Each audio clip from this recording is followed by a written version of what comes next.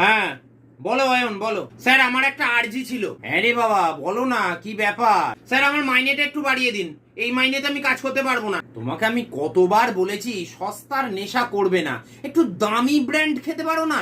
Sir আমি নেশা করি না। নেশা যখন করো না তখন সকালবেলা এসে এইসব ভুলভাল বকছো কেন? নেহাত তোমার সেলস রিপোর্টটা খুব ভালো, না হলে না কবেই ছাঁটাই করে দিতাম। তাই দিন স্যার, হয় মাইনে বাড়ান নয় ছাঁটাই করে দিন। এই কি হয়েছে বলো তো তোমার? এই সাত সকালে এসেই হঠাৎ মাইনে বাড়ানো নিয়ে ঘ্যান ঘ্যান করছো কেন বলো তো? স্যার আমি বিয়ে করতে চাই। সে তো ভালো কথা, তা বিয়ে করো না, আটকাচ্ছেটাকে?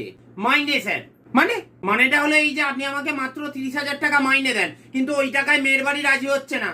30,000-এও রাজি হচ্ছে না? আগে না, তবে তুমি এক কাজ করো, একটা গরিব ঘরের মেয়ে দেখে বরং বিয়েটা করে নাও।